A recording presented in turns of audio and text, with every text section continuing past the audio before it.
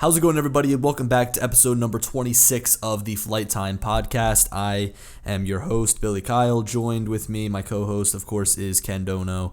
And, we were going to be wrapped up with our CES 2020 talk, but I want to throw something in here at the end. And I want to talk a little bit about the XDynamics Evolve 2 because I think it deserves it. I think it deserves this second chance. XDynamics does as a whole. We both had the Evolve 1. A couple of other people got that first Evolve drone. And I've said it in my video, it just doesn't really live up to the standards. But some of the things they're promising with this second drone, it blows that first one out of the water, and is also finally a true competitor to the Inspire 2, which is something, the Inspire 2 has been unmatched for 2.5 years. Yeah, so one thing to remember, because I know a lot of people are going to be like, the Evolve 2, come on, forget about it. That thing was terrible. One thing to remember is that the Evolve 2 is 100% a professional prosumer grade drone, and that it's not for your everyday hobbyist.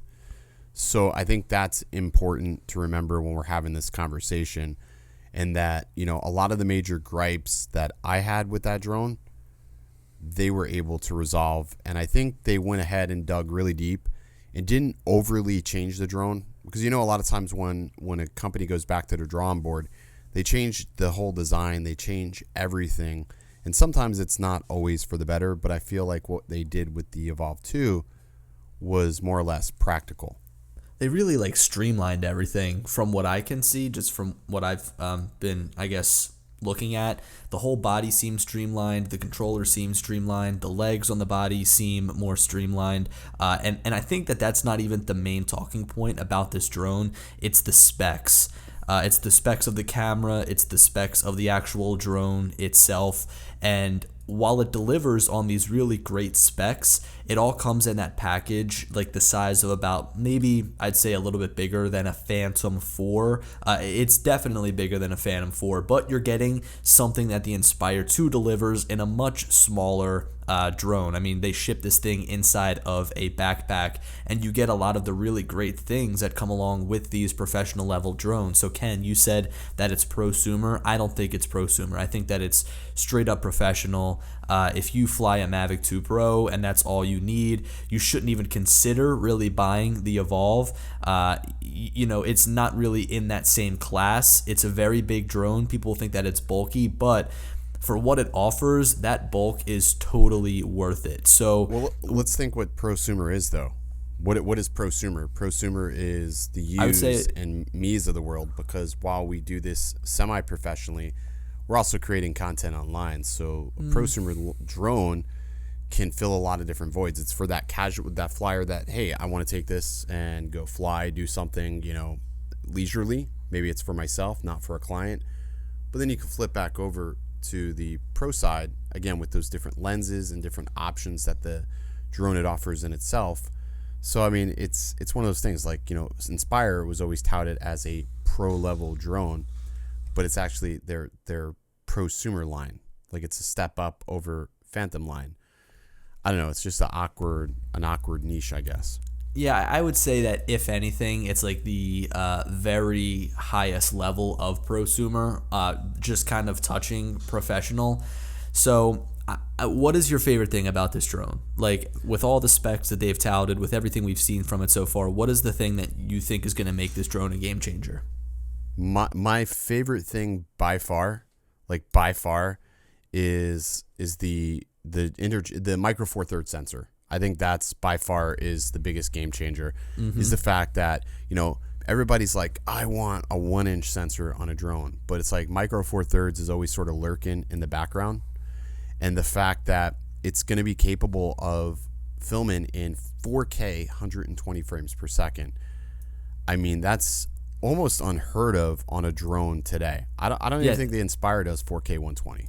No, it doesn't. And honestly, I don't know of many DSLRs or higher end cameras of this level that do 4K video at 120 frames per second. And while that's great and all, the thing that I've been telling people is that I just don't need that type of frame rate on my drone. I barely shoot 1080 60 on my drone, or anything at 60 for that matter. With the Phantom 4 Pro, I never find myself shooting 4K video at 60 frames per second. It'll be nice to have just in case in the future if I do want to shoot something and slow down the motion. But I continue to say this. I wish that XDynamics focused on adding more resolution to the camera rather than adding more frames. I don't know. Here's my thing on resolution, because as we're doing this, I'm actually working on a video, talking about the 8K resolution. I honestly feel like 8K or anything above 4K is honestly overkill. Our eyes can't even see in that density. I mean, 4K we start noticing sharpness, but anything beyond that, it's going to be a negligible difference to our eyes to discern, right? Now, if we're filming for, like, let's say cinema quality, like we're making a movie that is going to be displayed on, let's say, a big screen, then yeah, you would need like RE level specs, like 8K or better, I would say. That's totally understandable. I just think about all the possibilities though in post. I think that really cool, I guess you call it a graphic that they have on their website, on Autel's website, is how it zoomed all the way in at 1080p and then it zooms out to 8K. I mean, you get so much zoom out of that, and when you have an aerial based camera, being able to zoom and punch in is something that's huge, because you can't always get close to your subject. So getting to shoot in 8K and then zooming in after the fact and playing with that frame and not losing resolution, in my opinion, is something that makes more sense. They don't really need it though with this drone. They don't need it. It's got interchangeable lenses. Throw an Olympus lens on there, micro four thirds with the power zoom, and there you go. Have it. Call it a day. Yeah, and I get that. Big up. I do get that, but there's also going to be a limit in which how far or what type of lenses you can put onto this camera. So again, just having that room to play around. Even I know that with some of my cameras, if it has a little bit of distortion, I'll punch in. If I catch something that I don't really want to shoot, I'll still punch in. And if I'm shooting in 4K and exporting in 4K, there's something that always kind of rings in the back of my mind, like, oh, you're somewhat degrading the quality, even though 4K is already so large. So I'm not saying that they should shoot 8K by any means, but I think that 6K is a perfect medium for anybody that wants to upload in 4K and wants a little bit more room to play. I personally don't think 8K would have been the way to go here. Maybe if they gave us 4K 60 or and then 6K 30. Pull a Canon. Pull a Canon and go 5.5K. That's what that new 1DX Mark II, or is it Mark II or Mark III? I can't remember. Mark III. Mark III, 1DX Mark III does 5.5K. I think that's more than enough. Even Sony cameras do oversampling. I would have been happy with oversampling, so that way, you're getting a 4K image, but the actual original capture was 5.5 or even 6K. Honestly, I even still think like 6K is a lot. That's just a lot. I'm sitting here thinking about it, like 4K at 120 frames per second does offer you a couple of cool things. Like I can just imagine shooting a waterfall, being able to slow it down, following like a train or following a car and slowing it down. So it has its advantages. How often will I use it? I don't know. Only time will tell when I get it, put it to use, see exactly how it does. And I think though, since you were talking about how it's got the micro four thirds sensor, the biggest thing I'm looking forward to about this drone is the speed of it, man. 57 or 58 miles an hour. 58 that is miles an hour. And they said it can go faster, and they have it like, what did they say? He said they're like, oh, because of the gimbal, they have actually toned it back. Yeah, there's like a governor on it or whatever, and I totally understand this because a gimbal is obviously a sensitive, little fragile, I guess, assembly of motors. And when you get any faster than a certain speed, that thing can just get wonky. So I understand like you gotta have to try and mix the two, but yeah, man, 58 miles an hour, that is 4 miles an hour faster than what I get out of my Inspire 2, and I just can't imagine being able to go any faster. Now, on my DJI Go app, it says that my top speed on this drone, the Inspire 2, is like 67 miles an hour. I guess I had like a really nice tailwind or something, but regardless, I'm excited for that speed, because I just don't think that there's ever enough speed that you can have in a drone. There's always times where I wish my Inspire 2 could go faster, and now that's been kind of answered by another company. They came out with a drone that's fast. I'm excited. And I think equally as well as speed, I think the fact that this thing can fly for 40 minutes is also pretty damn impressive, because speed is great, but if you can't, make it to your location or wherever it is you're flying, you also need to have battery life to get you back. And this thing's 40 minutes. I think it's just a little bit less than 40. I'm going to try and find the specs on here, but we can keep talking. I do think it's a little less than 40. I think... I'm pretty sure I thought they said 40. Maybe it's 35, but I'm pretty sure I clearly heard 40 last time. It is 33 minutes, 33 which is still great. Still, I mean, that's a big improvement. What were you getting out of the first one? I think I was getting like 20 minutes, if that. Yeah. If I was lucky, it was like 20. It was pretty dismal for a big battery. I don't know, but obviously they've made improvements in the airframe, in the efficiency of this drone to allow it to fly for that long. And man, dude, it is quiet. I heard it flying in the drone cage, I was I was very impressed with the sound of the drone. It has a very low tone, and I prefer that, right? Because ever since the Mavic Air, I've just had PTSD because of that really loud, high-pitched noise. So with the Inspire 2, with now this XDynamics Evolve 2, they both have very low pitches. So like when you take the drone straight up, at least this is the case with the Inspire 2, it's almost totally quiet. Like you can barely hear it. So it's going to be pretty cool to, fly the XDynamics around and not really cause a scene. I know that people like to hear their own car when they drive. I know that there's probably some people that like a louder drone, but at the end of the day, a quieter drone is just better for flying in areas where there's people around, because then you just get a ton of looks. Right, exactly. And depending on where you're flying, you probably don't want that unwanted attention. I'm like that. I've never wanted a louder drone, but I agree with you. The Mavic Air was a beast with the noise. Well, on this topic of the camera, because at the end of the day, if you don't have a drone that has a good camera but it can go fast, it's like, well, what's the point of going fast? So you like the Micro Four Thirds sensor, but what's great is that it also shoots ProRes video. The codec is ProRes, so that writes to a CFast card slot. They still have a micro SD card slot for, I guess, if you're shooting in anything other than ProRes. I wonder though, 4K at 120 frames per second, maybe you would want to write to that CFast card, but nonetheless. They give us the CFast card slot, which is great, and being able to shoot in a greater codec than H.264 or H.265 is awesome. I've never shot in ProRes on an aerial platform, so that's going to be something that's really awesome. Yeah, I'm pretty excited, to try it. I hope that they do include that. I think it's also worth noting too with this, because a lot of people are probably, maybe some people bought the first version of the Evolve, and they're sort of sitting here feeling pretty jaded about everything, just the whole year, the way it went for XDynamics as a whole. I think they'll be happy to know too is the fact that XDynamics is still standing behind and backing that product. And if you want to go ahead and snag yourself the latest version, you can do that for only $1,000 additional, which I think is a great buy, because this thing is absolutely insane. And I know a lot of people are probably still thinking to themselves like, all right, we saw what happened with the first one. How could they have made so many changes and made it, turned around so fast in a year's time? And honestly, I can say from everything I've seen, they have. Like, they definitely committed to the fact that I think they realized they sort of screwed up with the first one. Yeah, and look, it's a stepping stone, right? The Evolve was one of, if not their first drone.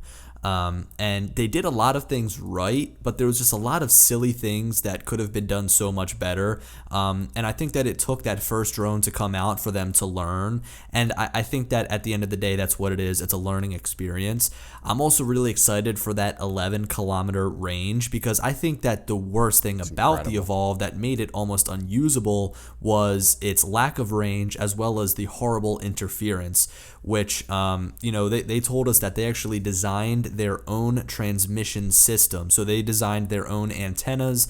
Look, I'm not an engineer. I don't know precisely how this stuff works. So they remember what he was saying, that they used a proprietary blend, basically. So cinema cameras, like directors will use like this two-way communication between the camera that is filming whatever scene and then the director's hub station, so the director can see all the cuts. And sometimes the director is far away from where the cameras are actually placed, and these transmission signals can transmit, I think, what do you say, like 720 or 1080p video for like 12 miles. It's something crazy.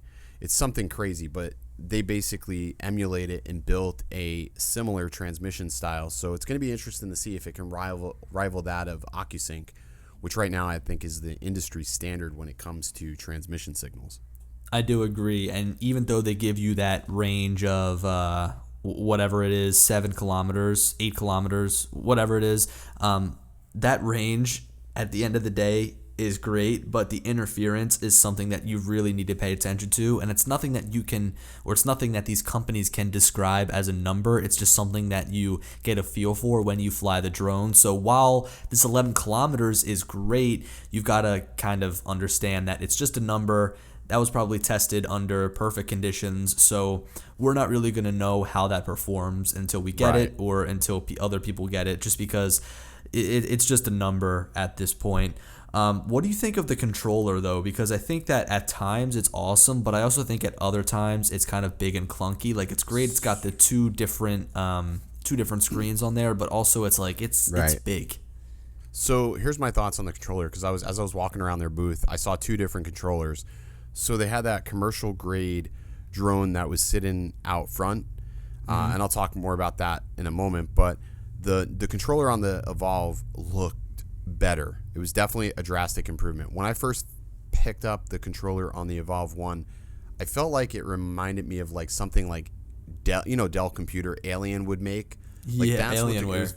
Alienware. It was just very clunky. It felt plastic. It felt cheap. I didn't like the UI. It was like there was too distracting for my taste. So the new controller, they've sort of ruggedized it a little bit. They slimmed it down. It definitely feels slimmer, a little bit lighter, but I like the texture on it this year. It's not so plasticky feeling. I like the fact that each screen now is 1,000 nits of brightness, and the fact that you do have a touch screen on both the top and the bottom makes a lot more sense. And it's a matte finish, so you're not going to pick up that glare. But what I felt like was that drone that they had sitting up there, it had something like a Crystal Sky mount. I mean, this thing looked like a Crystal Sky, but it was not a Crystal Sky. Where was this? It was at the XDynamics booth. And it was the other controller that they made? Yes, and it was for their commercial drone, and it looked amazing. And I was just thinking to myself, I'm like, man, I should have filmed it. I didn't, because I was like, nobody knows what this thing even is anyways, but it looked like an Inspire controller, but just way more ergonomical, and just like the button layout was much more practical. But there was this tablet that mounted to it, and it looked like a Crystal Sky, but it wasn't a Crystal Sky. It was their own proprietary blend. That's interesting. So I would love to know more about that, why we're not using that on the Evolve. Maybe you can upgrade? I don't know. I don't know. I don't even want to speculate, because it just looked pretty cool, though. I think that the carbon fiber looks really great on the drone. I know that some people were skeptical about it, like, it's so rigid. Is it going to potentially break? But it's really lightweight when I picked it up. I mean, the first one was light too, especially when you have the battery out of it. And I remember Morty telling us a story about it where they crashed it and they just picked it up, dusted it off, and kept flying, which is nice because you want a drone to be rugged, and carbon fiber is one of the most, I would say, rugged materials out there. A little bit more information A little bit more information about the camera. You've got an aperture between f2 and f22, which is nice. Yeah, they're interchangeable lenses as well as interchangeable cameras. So they only have like really the one Micro Four Thirds camera worth talking about right now. I don't know what they expect to release in the future. And also another thing about this drone, I posted in my video talking about it that it had a 12 megapixel camera, but you've got to understand that this is a video drone. It is not meant for photographers whatsoever. There's not a single photographer out there that I'd recommend they buy this drone. It is strictly a video drone in my opinion. I definitely won't be taking photos with it. Yeah, and that I agree with. This is definitely a video drone. I mean, you could take photos with it though if you want it. I mean, okay, it yeah, would you can probably be totally capable of doing so. But with all that said, yeah, I mean, it is geared primarily towards videographers, but I'm sure it could take some pretty decent photos. You know, Micro Four Thirds sensors do take great photos. Yeah, look, but I think it's 12 megapixel camera on that. It is, and I'm not already putting it down before I even get it, but just think about the other choices out there to buy as a photographer. I think that if you're shooting photos, the Mavic 2 Pro is going to be better than the Evolve 2 because, like, while the top speed is great, you don't really need to fly that fast if you're just going to be shooting photos because speed is a big portion of shooting video. Also, you really won't need like that huge remote controller to get an understanding of all the information. I mean, you can do with so much less when just shooting photos, and I think the Mavic 2 Pro, having Hasselblad's color science, having the higher megapixel count, despite having a smaller sensor, will still give you better photos because you've got to understand that like the Mavic 2 Pro is so much smaller and so much more portable, whereas the Evolve is so much bigger. And with that bigness, they incorporate a ton of things that are great for shooting video. But again, I don't think this is a photographer's drone. And even talking with Maury from XDynamics, they agree it is made to shoot video. And even though it only shoots 12 megapixel photos, don't get it messed up because it's pretty much just a video drone. Right, and I don't think there's anything really wrong with just being a video drone. I mean, nope. It's nice to understand that they know what their drone is good for, and they just sort of put it out there. But again, I think it's also going to be important just to sort of wait, see how it does when we get it in hand, and test it and fly it for ourselves. One thing I haven't seen yet from this drone, and I don't know if you have, because I certainly haven't, was any sort of sample footage. I have not seen really any sample footage. So it doesn't really bother me, though, that I haven't, because I mean, hell, there was a lot of companies out there at CES that weren't even flying their drone. So, you know what I mean? So, yeah, a little dig at 00, but, so I don't know if necessarily I can really be nervous about that right now, but I would like to see some sample footage from this drone. It doesn't have to be ProRes, doesn't have to be anything crazy, but I just want to see, because I think almost instantaneously you'll be able to determine whether or not this is a massive upgrade from, let's say, the first generation to now, because that's one of the speculations that's happening, like with Autel right now, is people are claiming that the resolution isn't what they claim, or it's not as sharp as they claim. So there's always some sort of gate that tends to happen with new products. I mean, we even saw it with the Mavic 2 Pro when that was first released. So I just want to be sure that this is actually doing what it says it's doing. Not trying to speculate on it, but again, I just want to be sure. Yeah, I agree. And I'm sitting here, and I'll get to this in a couple of seconds, but I'm trying to kit out a full Inspire 2 setup. And like the drone itself with no camera is $3,500. When you want to add the ZenMuse X7, which by the way, DJI has increased their prices because of the tariffs. So all of this stuff is now going to be more expensive. Didn't they get that? I thought they had this worked out though. I thought the tariff situation was resolved. I don't know. I can say that I don't follow politics that heavily. Yeah, I mean, I'm pretty sure they got that down, that resolved, but still, I don't think they're going to lower the price now.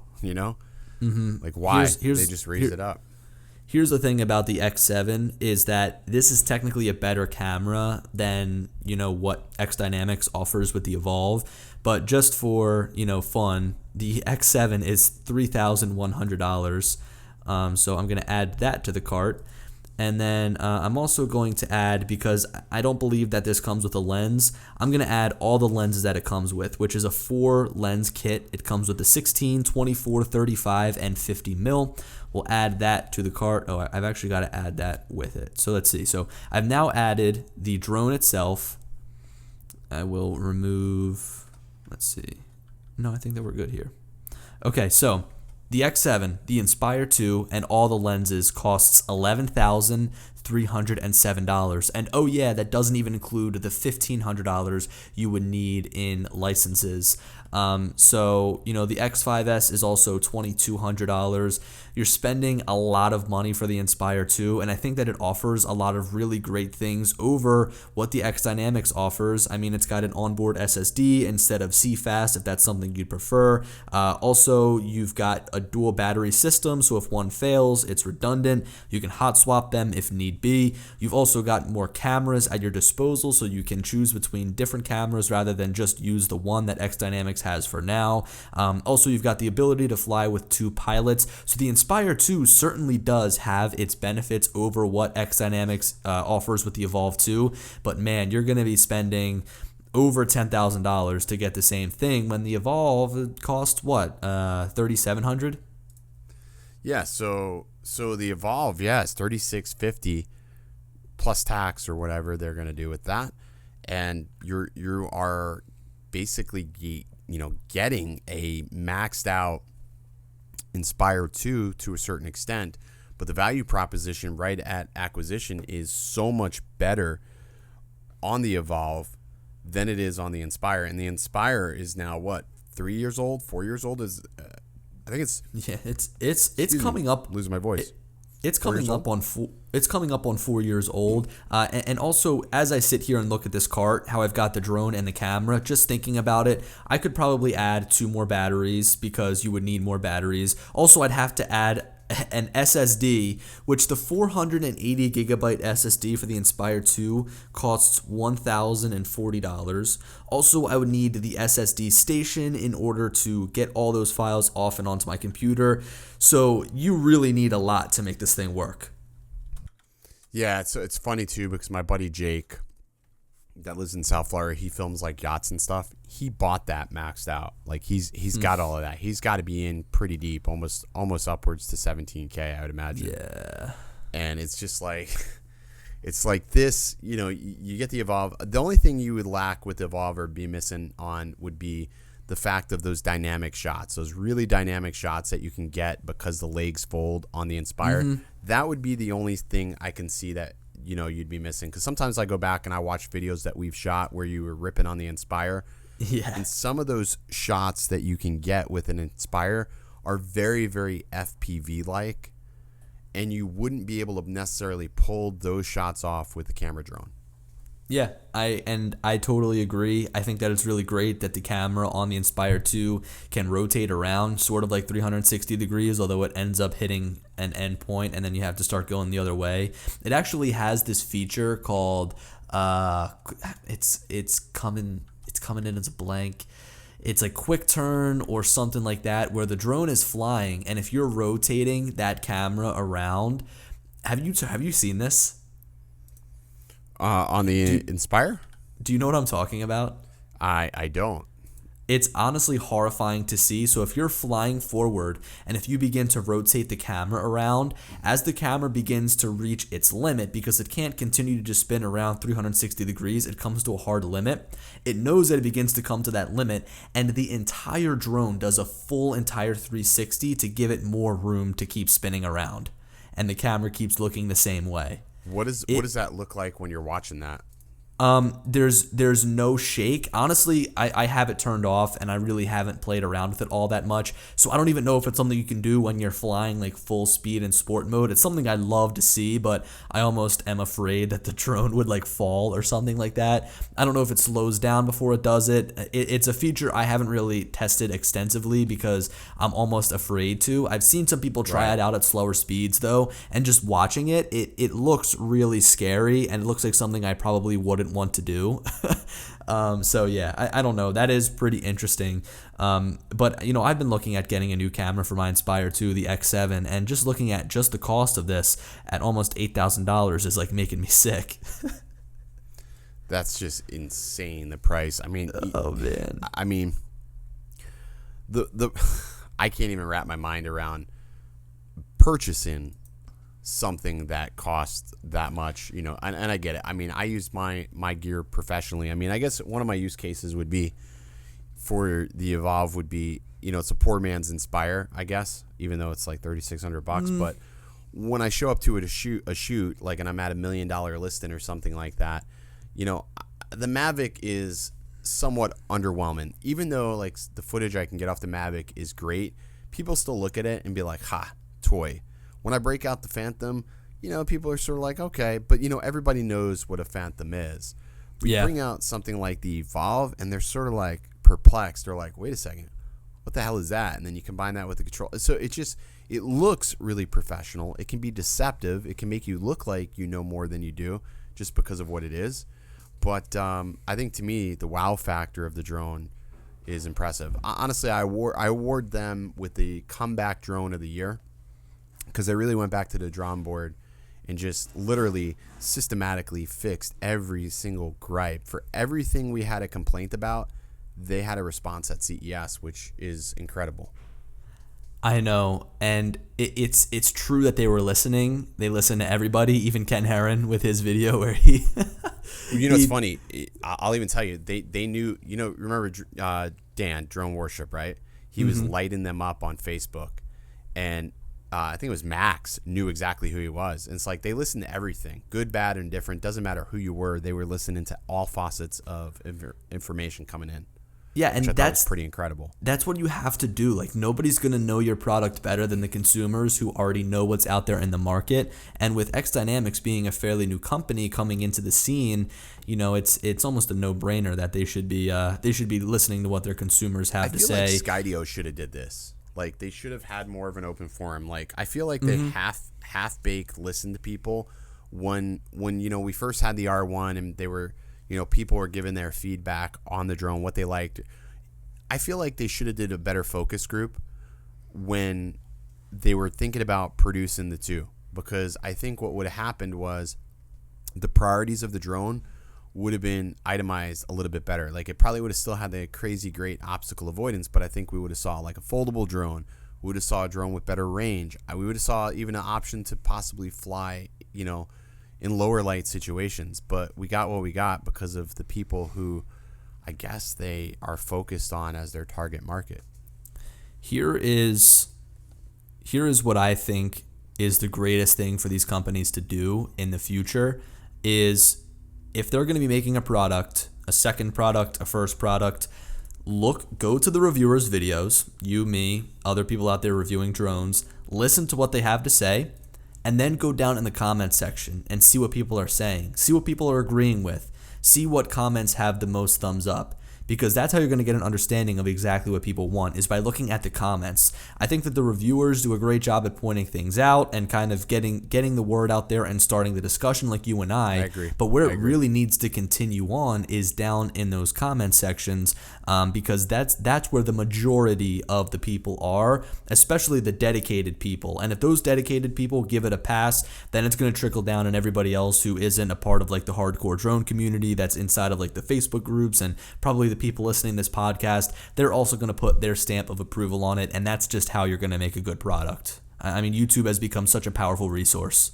It really is, and more brands are reaching out to creators to promote their product, to get eyes and ears, or even to test things. I mean, I'll get products all the time that it'll just show up in a box. I'm like, what the hell is this? You open it up, and it's something, they're like, oh, test it, let us know what you think. They don't want a video, they just want to get feedback out.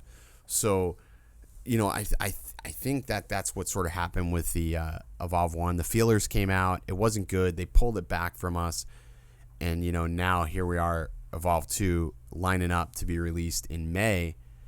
And it's shaping up to be a really solid drone. If the color science matches what they described to me, which was like sort of like that black magic color science, and they're able to produce a reasonable price for their ProRes license, I think it's going to be a really, really huge win with a lot of professionals. It's going to be money. I'm excited. I mean, just being here in Philadelphia, having flown the hell out of the city from every single angle, I'm excited to finally get a beefy drone like that and really put it to the test. But even if you flew from every angle, what's great is what I love about drones is the minute I get a new drone, I can fly the same angles, the same path, the same everything over again, and it's like pulling it out of the box again. It's like brand new again. It feels great because it's familiar, but it's new, all in the same. But I know there's going to be the naysayers. If you made it this far through the podcast, you're probably one of the people that are probably pretty curious about this. But I know there's going to be a lot of naysayers that are going to base their information off of the previous version. And you know what? If we constantly judge products from its predecessors, we're never going to keep an open mind. And I guess that goes with every company, no matter what it is. We're constantly judging the past version. But I think what XDynamics did was they sort of pulled an Apple here. They just went back and just refined everything that they already had, just made it a little slimmer, a little better, a little bit more user-friendly, I guess.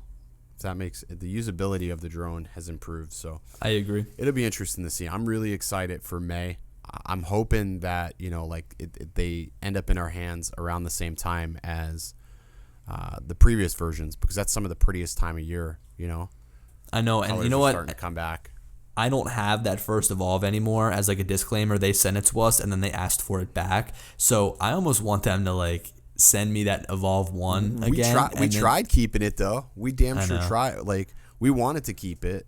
I know. But then the more I used it, just that specific version, the more I used it, I was sort of it's taking up space now. I'm never going to use this thing because it just doesn't do what I want. So that's where I'm excited about the new version, because I would actually use that. I would not actually ever use the Evolve 1.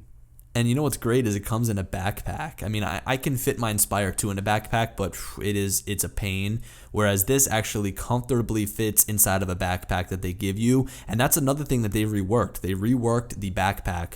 I guess they said that they made it slimmer, which, okay, that's cool. I'll take it. And it's going to be pretty interesting to see how it all fits in there, because the last backpack was nice. I mean, it was big, but you're fitting a pretty big drone inside of it. And a drone that competes with the Inspire 2 and fits all the way inside of a backpack and doesn't have those legs sticking out. It's also got room for 2 batteries, potentially 3 if you can fit one inside. Yep. I'm excited. So I promise that pretty much wraps up our CES coverage until we actually get these drones in hand. Let us know what you guys think of the XDynamics Evolve 2. If you're on YouTube listening to us, you guys can comment down below. Or if you guys are listening on any of the other platforms that are audio only, you guys can come on over to Twitter. My name on Twitter, my handle is @BillyKyle. Ken's is @OriginalDobo. Let us know what you guys think of the Evolve 2. Jump in on some of our conversations. We'd love to talk to you guys a little bit after the show. So, Ken, do you have anything else? No, man. I think that actually wraps everything up quite nicely, actually. Ken's a trooper. He is battling what he says is potentially the flu. And he's still here doing this. Sucks, man. It really does suck. But you know what? Do it for the upload. All right, guys. Thanks for tuning in. We'll catch you later. Later, guys.